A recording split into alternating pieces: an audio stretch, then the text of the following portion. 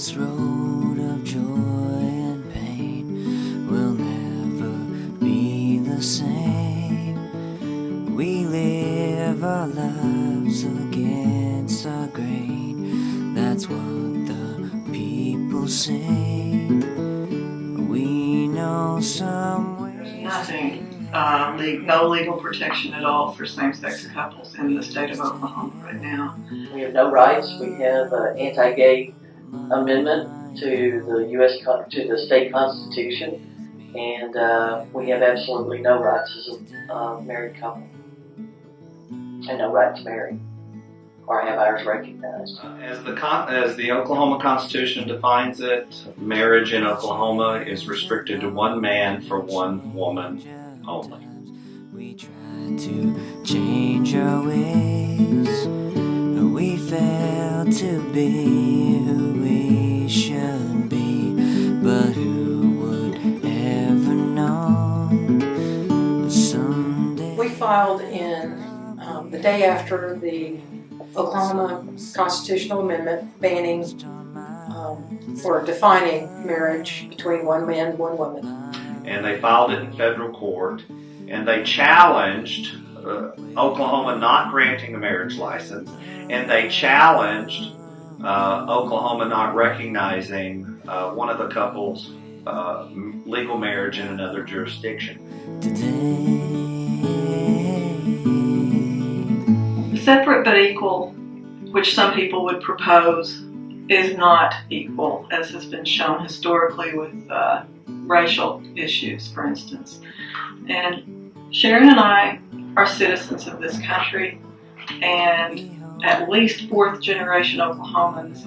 You know, people say, well, you should move somewhere more like-minded and just be happy there, but leave us alone here in Oklahoma. Well, this is our state. This is our home. And we believe that we should have the same rights as every other citizen of Oklahoma and the United States. We are not second-class citizens, and we want our governments at both levels to recognize us as they would any other couple. But this is really a civil issue.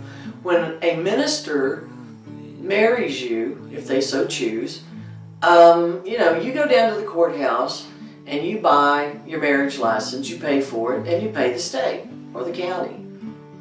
When a minister declares you married, they say, by the power vested in me by the state of Oklahoma. They're actually working on behalf of the state. So it's a civil issue. It's not a religious issue. We live our lives against the grain. That's what It is the longest surviving marriage equality lawsuit in the country, but it's one of the least well known. Our judge has done nothing. He sat on the case, he retired, but he took our case with him, and it's never been reassigned. You're with me where I go today. Talked about it and tried to say, you know, why should we? The more we came back to, well, why shouldn't we? And why not us? Because so many other people, another couple, for example, one of them was a state employee, and she said, I can't do it, I could lose my job. So they were off the table. And yes, we are risking things to do this too, but maybe not as much as a lot of other people are, and it needed to be done. So we said, okay, we'll do it. You know, Gay and I kind of felt like it was our turn. There have been a number of people that have come before us. There will be many people I know who will come behind us in fighting for equality and civil rights and those kinds of things, but it just felt like it was the right time for us to be a part of that and to step up and do our part at this time in our lives. You're with me where I go. Every time we have made a move to further the process, it has been a very positive experience. We went into it with some fear that, you know, we might be hurt or harmed or in some way, but it has not been that way. We've had both our families, friends, our church, our colleagues have all been incredibly supportive. But this is our fight. And I won't say that the night that Oklahoma voters passed that constitutional amendment, banning same-sex marriage, which was already prohibited in state law. They just wanted to, drive home the point that, by the way, in case there was any question that you're not equal, we just wanted to make sure you understand you're not equal. That was flipping us the bird, and that makes it personal. Where I go today. I think the first thing that will happen is it will be based on how broadly or how narrowly the Supreme Court responds, both to DOMA and to the Prop 8 issue. If it's incredibly narrow, if they kick it back to the states, anything like that, then our case will continue. I think we've crested that hill. Certainly for most of our lives, it was an uphill battle. In fact, I would say for most of our lives, it wasn't even considered a goal. Right. But we've seen such progress, and it's like a snowball rolling down a hill as it picks up steam and it gathers mass. I think it's just a matter of time. If they go very broadly, then we win that way also, because if they completely knock down DOMA, and they have to deal with Prop 8 in the sense that you have to deal with the full faith and credit. And if you have people being married in 9 states and the District of Columbia, and they're divorcing or they're moving or they're adopting or they have children, any of those kinds of things, there's going to come a point at which every state cannot deal with the confusion of those kinds of domestic issues.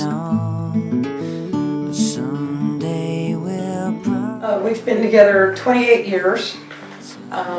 We had gone in 2001 and gotten a civil union in Vermont at that time, and When they opened up marriage in Canada, we did that. So we went to Vancouver and were married there legally.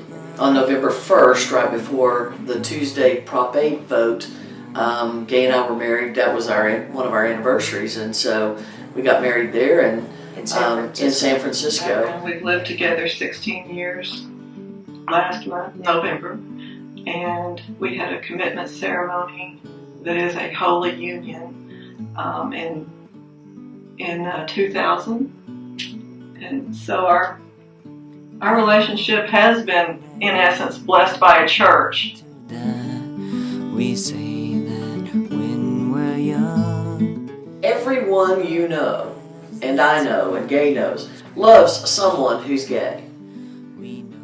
There's someone who's important to you who is gay. It isn't a situation, at least in my opinion, that can stay hidden and stay in the closet much longer. I mean, young people are coming out more, and older people have been coming out faster and more often. So, we have a societal change that we have to go with as well. We have American citizens who are being denied their equal rights as American citizens, and that's really the issue.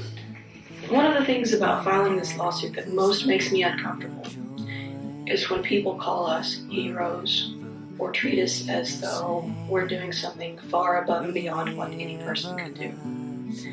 And as I pointed out, we had our reasons that we were able to do this when perhaps some other people couldn't do. But what I want people to realize is that we're standing on the shoulders of pioneers who have been fighting this fight and similar fights for centuries.